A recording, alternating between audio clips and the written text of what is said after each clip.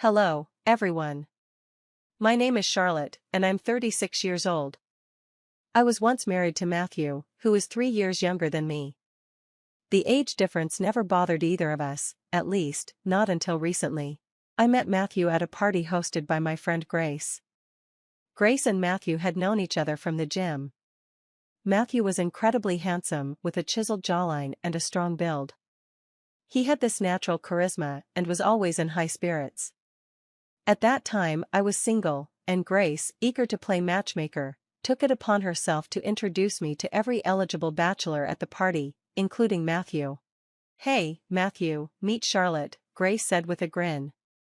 "She's not only smart but also quite the catch financially." I felt a flush of embarrassment but tried to downplay it. Grace continued, "Don't be shy, it's a compliment." I smiled awkwardly, grateful for the introduction but hoping Grace might have mentioned some of my other qualities. Grace quickly agreed, "Absolutely. She's not just beautiful, but incredibly intelligent, too. You two enjoy your evening, I'll mingle with the other guests." Once Grace wandered off, Matthew, with a curious look, asked, "Why did she call you a nerd?" I explained, "I'm a graphic designer working for a software company, so I'm always busy. That leaves little time for socializing, which is why my friends jokingly call me a nerd." Matthew raised his eyebrows. "That's fascinating. I guess that's why they call you the millionaire nerd, then." We both laughed, and the evening unfolded with easy conversation, and we quickly grew closer. As time passed, Matthew and I spent more time together, dinners, coffees, and chats after he picked me up from work. At the time, he was working as an assistant at a local firm. A few months into dating, Matthew proposed. Though I loved him deeply, I hesitated. I wondered if our relationship was too new, and I worried about the age gap between us. "Matthew, are you sure about this?" I asked. "We've only been together a short time, and you're 3 years younger than me. Are you really serious about us?" He grinned and gently teased, "Charlotte, are you still stuck on that old idea that the husband should be older than the wife?" "It's not just that," I replied, a little defensively. "I just wanted to know if it bothered you." Matthew reassured me with a light laugh, "Chill, Charlotte. You're a modern woman. These old notions don't matter anymore." His confidence in our future together slowly eased my worries. I agreed, and soon after, we met each other's families to share our decision. While my father, Peter, had no reservations and seemed genuinely happy about the wedding, my mother pulled me aside for a private conversation. "Charlotte, honey, I hope you've talked about your finances with Matthew," she whispered, her face showing a trace of concern. "Yes, Mom, don't worry about that," I reassured her. She pressed on, "I just want to make sure that your career success, especially since you're doing so much better than Matthew, doesn't become an issue. You know, sometimes men can feel overshadowed by those things." "Mom, Matthew is really sweet and understanding," I explained. "He doesn't have those kinds of insecurities. He's even agreed to take on more household chores since my schedule is so hectic." "That's good to hear, dear. Just take care of yourself," she said, her tone softening. Despite her reassurance, her words lingered in my mind. I realized I'd never had a detailed conversation about finances with Matthew, nor had I asked him about his income. While my financial independence meant I wasn't overly concerned with his earnings, I recalled that Matthew had asked about my salary even before he proposed. The thought of it unsettled me for a moment, but I chose to push the worries aside, deciding to focus on the excitement of starting our married life together. After the wedding, we celebrated with a honeymoon in Hawaii, a generous wedding gift from my company. We truly embraced the joy of our time together, savoring the beginning of our new life. However, about a month later, Matthew came to me after dinner with a serious expression.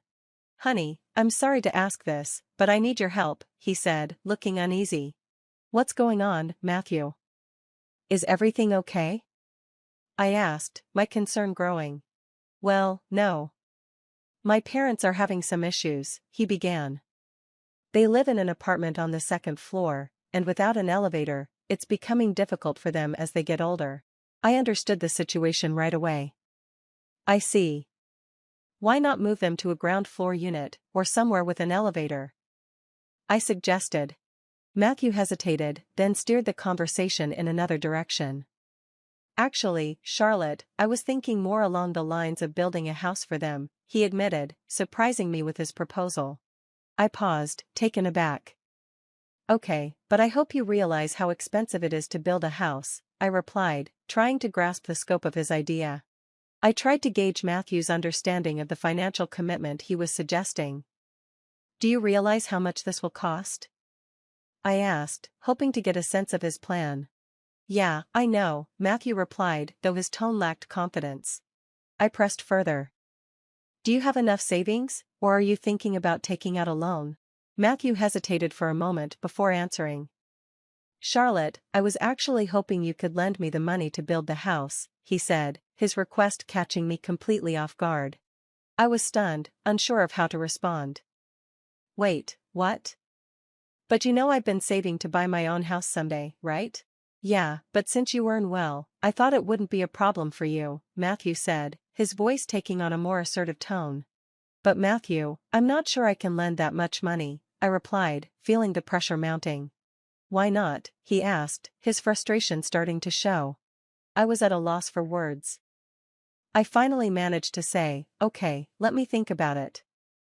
I'll let you know. I'll wait for your answer, he said, leaving the conversation hanging in the air. That night, I couldn't sleep.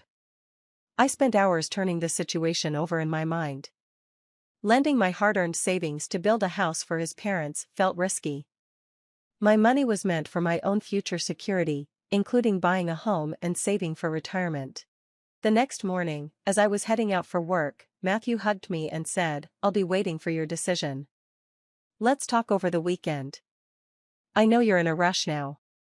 Conflicted and uneasy, I sought advice from a colleague. She suggested I make the financial arrangement official with a contract. Have Matthew sign an agreement to ensure he repays you, she advised. It's important to protect your interests.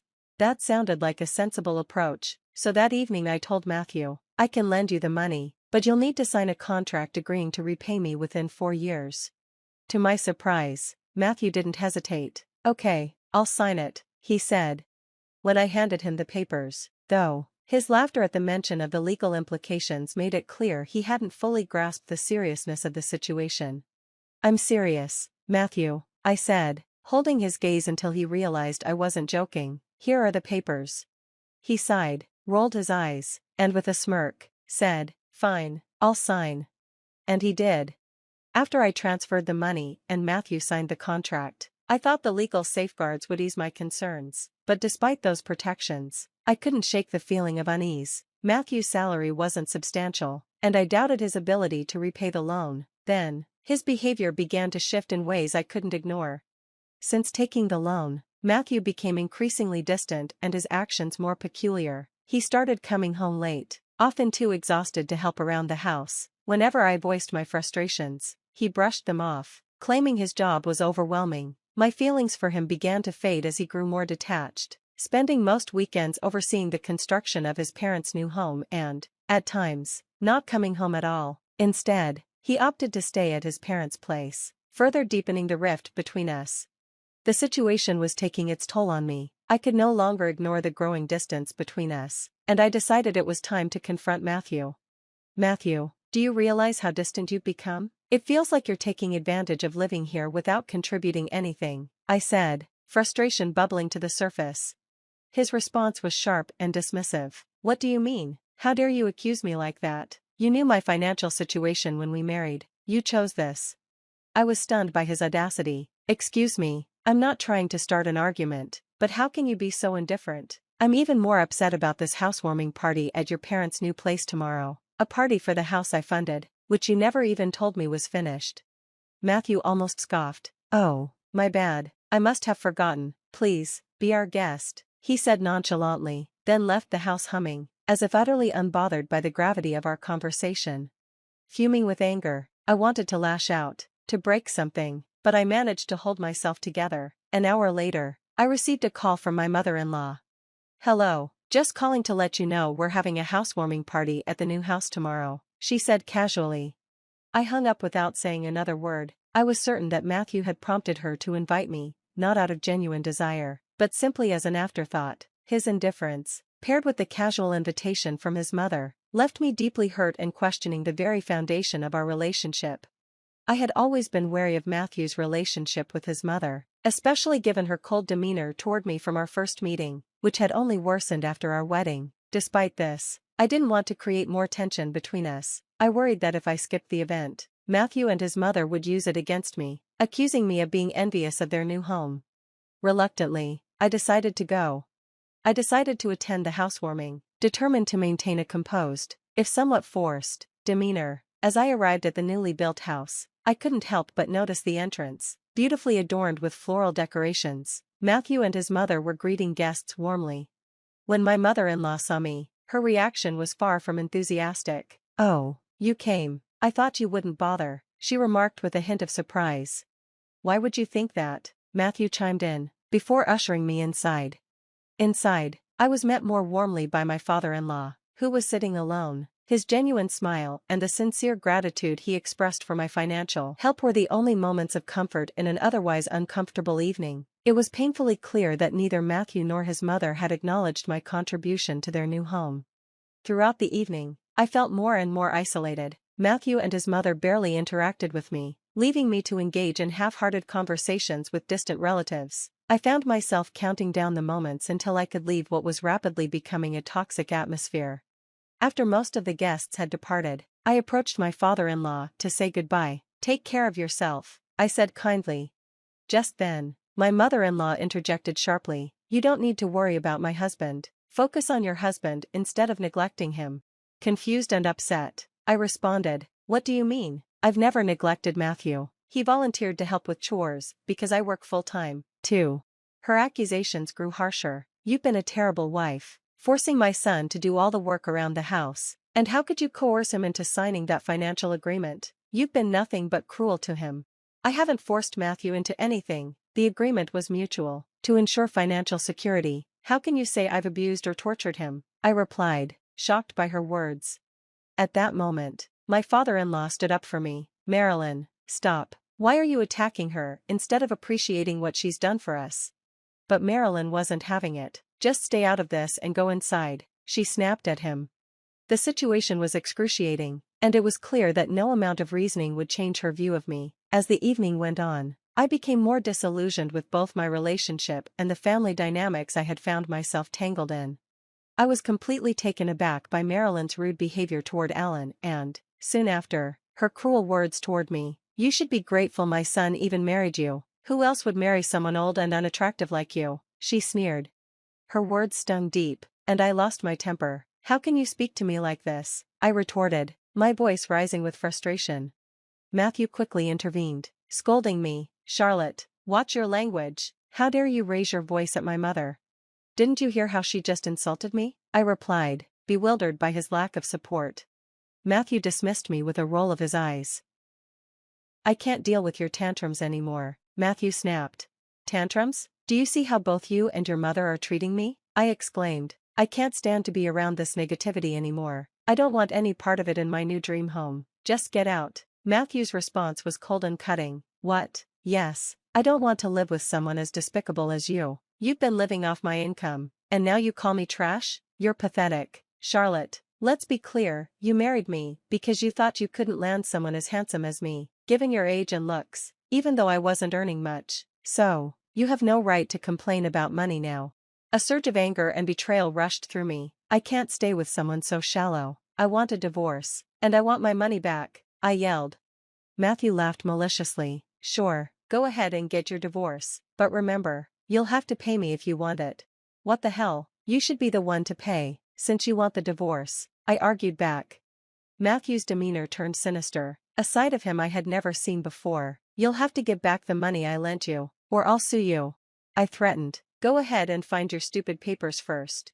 Mocking me, he retorted, "You're wasting your time." Feeling numb and utterly defeated, I left. They had insulted and degraded me beyond endurance. I went straight to the bank, where I had secured the papers in a locker, only to discover the document was missing. When I checked the bank log, I saw that Matthew had accessed the locker months ago. We had opened the joint account after our wedding, intending for both of us to contribute, but it turned out I was the only one putting money in. This revelation only deepened my shock and sense of betrayal. After the unsettling discovery, I checked my wardrobe, where I also kept a copy of the loan agreement, but it too was gone.